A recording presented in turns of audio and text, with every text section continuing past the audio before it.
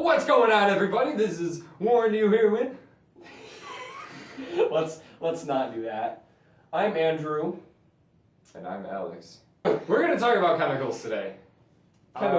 Yes, those infamous chemicals. Yeah, Did you hear about in those food commercials how there's so many chemicals in this product? Yeah, chemicals really get a bad rap nowadays. Because when people talk about chemicals, they talk about all those things that are carcinogens, that are cancer-causing, and somehow along the course of marketing and commercial use of the word chemical became synonymous with the word carcinogen.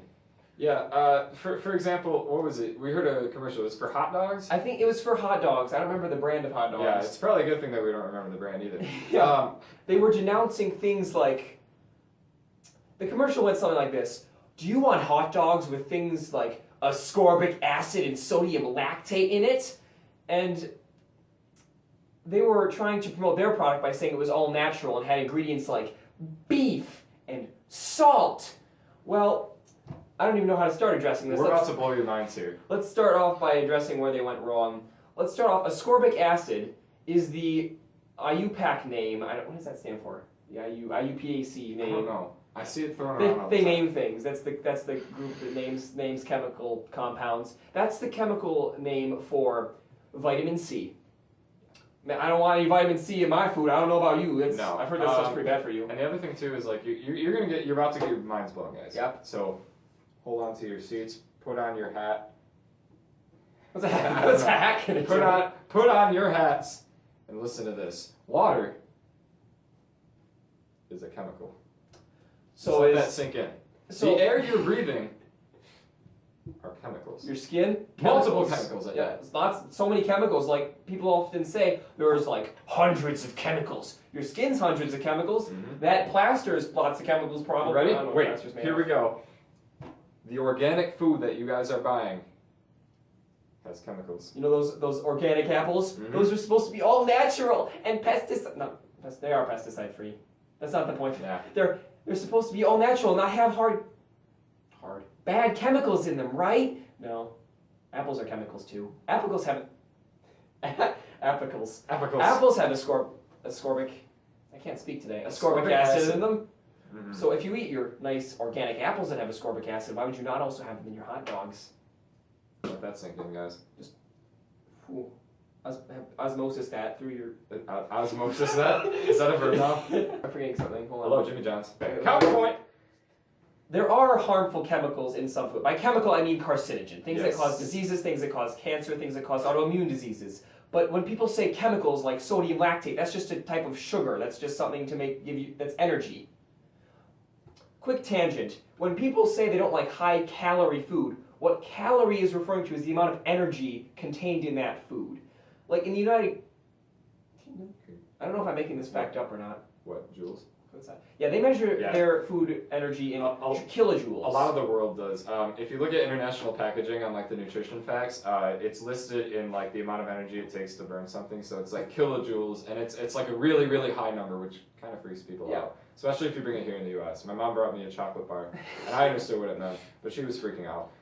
Because Tangent. when we talk about calories, there's so many negative connotations associated with that, like calories will make you fat. Actually, what calories are is the amount of heat required to heat up 1 gram of purified water. So it's only referring to the energy. Basically, guys, stop freaking out about chemicals. Wait, I had another point. When people say additives or preservatives, you think of those as bad things. True. Or GMOs for that Do we matter. want to dive into GMOs? Screw it. Okay. GMOs. Well, let's just address the whole of preservatives, additives, and GMOs. All those things people say are bad to put in your food. Now, those things are in your food for a reason. Your food is made that way for a reason, not just putting it in there to give everyone cancer. Additives and preservatives are put in your food to make it last longer, to fortify it with nutrients, and in terms of crops, to make the crops succumb less to disease and pests. I almost said pesticides and pests. Now, in terms of GMOs specifically, people are... I don't want to start like that. Some people have the misconception, I've heard a lot from tabloids that appeal to a middle-aged demographic, that foods are genetically modified to make them more physically appealing to people.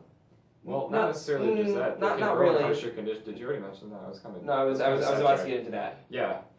GMO. I have an opening point here. GMOs are not some government conspiracy to make you buy more food.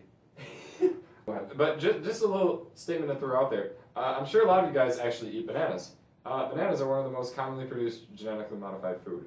Typically, a banana that's not genetically modified would have like seeds, nuts, and Yeah. they would taste incredibly bitter. The bananas you eat at your store, I don't remember what this variety's called. I just actually watched a documentary on this on bananas the other Yeah, day. we talked about this in class. But the current variety of banana, we might edit the name in. Now that I've said it, it must be done. Why do you say stuff like that? But the bananas are pretty much cloned. They don't like plant a seed. The tree grows. It grows bananas. Fun fact: bananas do not grow on trees. Banana plants are actually giant herbs, technically. Yeah, and they can only produce bananas once. In third world countries, there are a lot of vitamin deficiencies that are running rampant, and people are dying of like rickets and I'll be right back. scurvy. What genetically modifying crops does is you can put more nutrients into them, so you can send them to those countries, and instead of having your average amount of, say, vitamin C in a banana, you have like double or triple the regular amount, and it's able to be distributed to the people to make them overcome their vitamin deficiencies. Because the only cure for a vitamin deficiency is to obtain the vitamin. Like the only cure for starvation is eating. I kind of miss everything you just said, but I agree. Still talking about GMOs. There's one more thing I want. Okay. One more thing I wanted to mention. You probably heard about this. Yeah. Some crops have been. I don't want to say impregnated. Have had the genes of certain insects spliced into their DNA with a very complicated process I'm not going to go into right now. And it makes those plants resistant to pests. So when you have a locust plague, the locusts will not destroy the crops, and the crops will be able to go into production and feed people. Now, that's what you're talking about when you say GMO. It's not the government's making this apple look more red. Well, hello. What's that you say? Well, yes, but